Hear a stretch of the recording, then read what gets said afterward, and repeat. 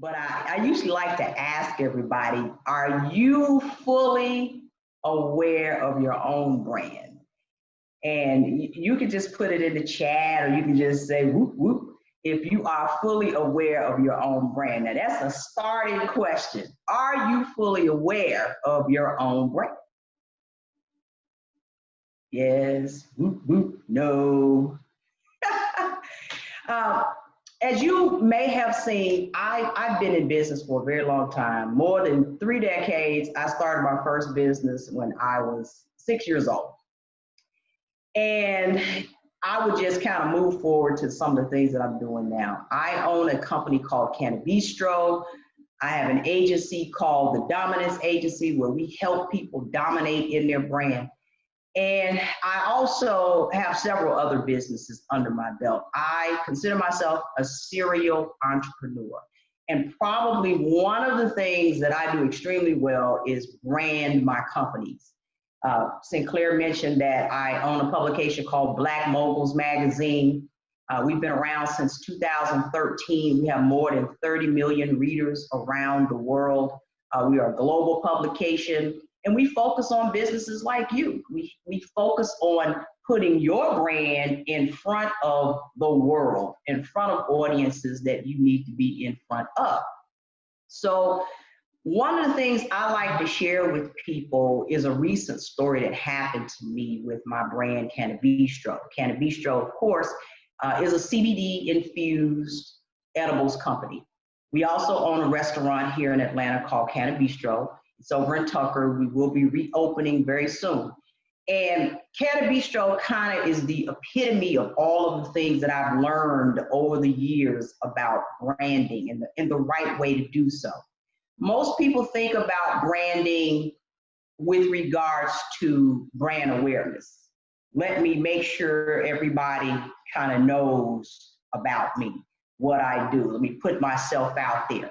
That's brand awareness. But there are some killer elements to branding that everybody needs to be aware of. And the reason I say that is this.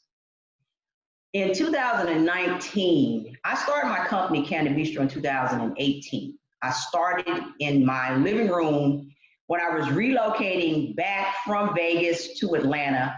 I started in the living room of the hotel that I stayed in. So I started it literally in a hotel. And I took it from a hotel to a shared kitchen. I organically grew the business.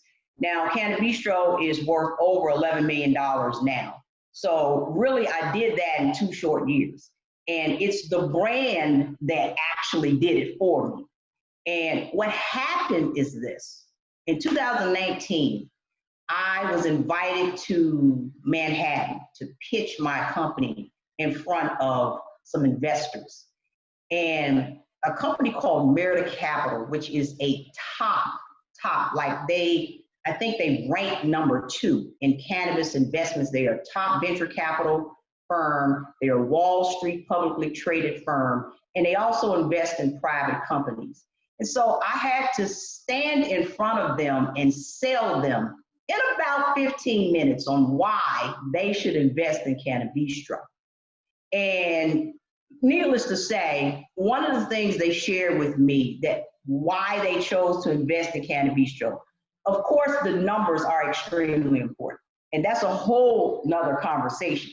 But beyond the numbers, they felt that I had a great command of my business, and they understood what it was that I did and why people would even buy it. And that's what I want to share with you today. I want to share with you how to really create a killer brand. There are 3 things I think people need to truly understand about branding. There are so many moving parts. There are so many elements. Brand awareness is one thing, but you have to refocus yourself if you're not making the kind of money you want to make. If you're not making the kind of money you want to make, then you have to refocus your brand in 2021. First of all, you got to understand what is your brand's identity. That's an important element. And a lot of people don't have a grasp on their identity. Sometimes you can borrow a brand's identity because you are a franchisor or you have an agency and it's associated with a bigger brand. And people don't realize that, yeah, that's that brand, but what is your brand? So you can be associated and get in the door based on that big name, but what is it that you're gonna do for me as an individual customer? So your brand identity, that includes your tagline or your slogan, that includes your logo, that includes your fonts, your colors, everything that uniquely identifies you. And sometimes people, when they go and create logos and when they create these things that identify their business, it doesn't tell people what you really do. So people have no idea what you truly do.